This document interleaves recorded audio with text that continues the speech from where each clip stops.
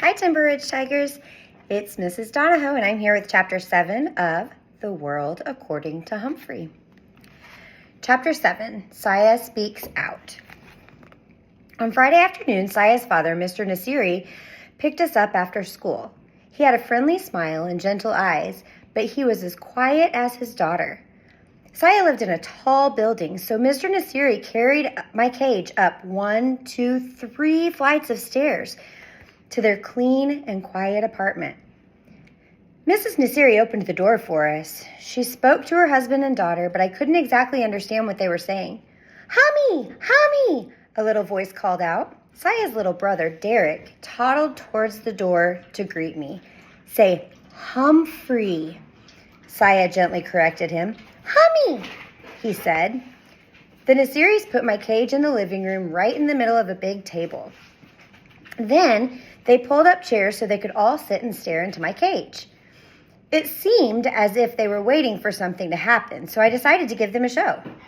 First, I spun my wheel for a while, then I climbed up the side of the cage and dived into a pile of soft paper. They were obviously impressed with my performance as they talked quietly. The funny thing is, I couldn't understand a word they were saying. No wonder Saya got 100% on all her vocabulary tests. She and her family knew a lot of words, a lot more than I did. They finally went to the kitchen to eat dinner. Later, while the rest of the family watched television, Saya's mother quietly sat by my cage, watching me. She seemed nice. Eventually, it was bedtime for the Nasiris, but after the lights were out, Saya slipped out of her room and came back to my cage to whisper to me. I couldn't understand her again. "Now you know my secret, Humphrey," she whispered. "My family doesn't speak English. Well, my dad does a little, but he's shy about it. Mom hasn't learned any English at all, and Derek's too little." "I understand," I squeaked. "That's why I didn't like to talk in class," she explained. "I don't talk like the other kids. I'm afraid they'll laugh at my accent.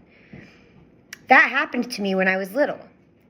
"But you don't sound different," I frantically squeaked. "I understand you just fine." Unfortunately, she didn't understand me. All she heard was squeak, squeak, squeak. I guess maybe I have an accent too. "But I have an idea that maybe you could help me teach Mom English," Saya continued. "Glad to help out if I can," I squeaked to her. "You're a real friend," Saya replied. See, she understood me after all. The next day, I dozed until late afternoon when Saya led her mother back to my cage. "Humphrey only understands English, Mama," Saya said. "Speak English. Say Humphrey." Saya's mom looked a little frightened, but she tried. "Humphrey," she said. "Hummy," Derek cried as he raced into the room and climbed onto his mother's lap. "Say, hello, Humphrey," Saya gently instructed her mother. "Hello, Humphrey," Mrs. Nasiri said. I squeaked, "Hello!" right back, and she broke into a huge smile. "Hello," she said. "Good job," I said. Well, things went swimmingly from then on.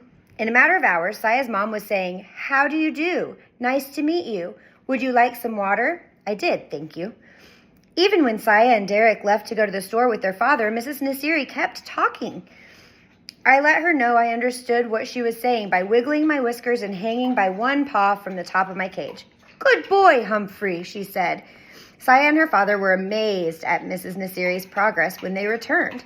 The family spent the rest of the evening practicing English. First, Saya pretended to be a guest at the door. She went into the hall and knocked. Her mother opened the door and said, "Hello, Saya," she said. "Won't you come in?" Then Derek went out and knocked. Mrs. Nasiri opened the door and said, "Hello, Derek, won't you come in?" He rushed in and toddled right over to the table, shouting, "Humphrey, Humphrey!" Next, Saya convinced her dad to practice English with Mom. "What time is it?" asked Mrs. Nasiri. "What time is it?"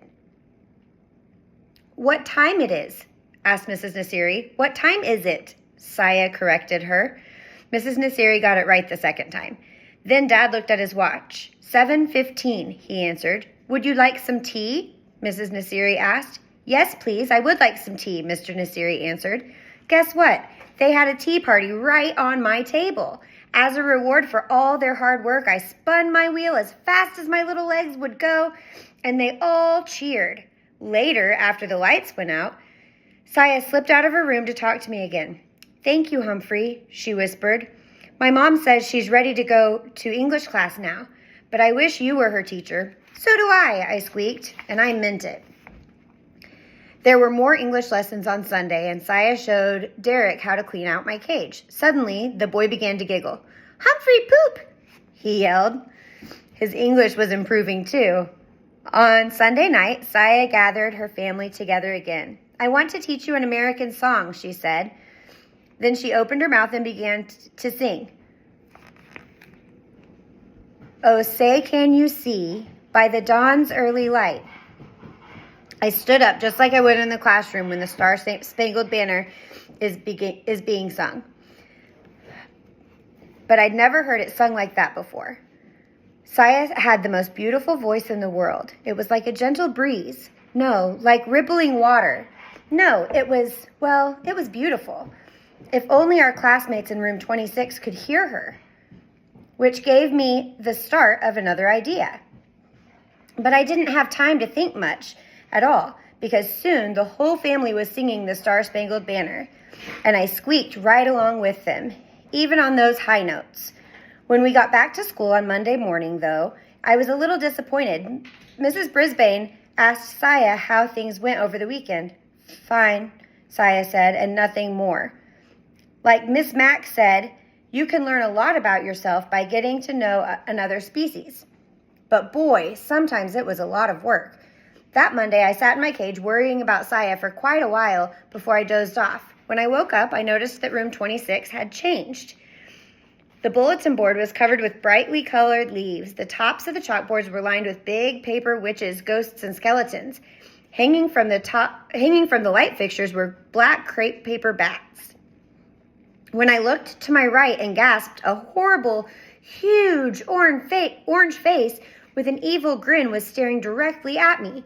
I jumped back, my heart pounding. Hey, Humphrey, don't you like old Pumpkinhead? AJ whispered to me from his seat nearby. Look, Humphrey's scared of a little old jack-o'-lantern, Garth said. Scaredy cat, scaredy hamster. I stood straight up and looked as unscared as I possibly could. Quiet, Garth and AJ, said Miss Brisbane as they quietly returned to a math problem that she was writing on the board. Suddenly, I noticed a little movement in the center of the room, a murmur, a change. I looked over and yes, yes, yes, Saya had her hand up. Everyone noticed it except Miss Brisbane, who had her back to the rest of us. Miss Brisbane, Heidi called out. Without turning, the teacher said, raise your hand, Heidi. Now Heidi had her hand raised as well as Saya. Well, what is it? Mrs. Brisbane turned to face the class and was obviously surprised at what she saw. Yes, Saya, she said. In a loud, clear voice, Saya said, may I move the pumpkin away from Humphrey's cage? Mrs. Brisbane looked from Saya to the cage and back. Yes, I guess it is a little close. Thank you, Saya.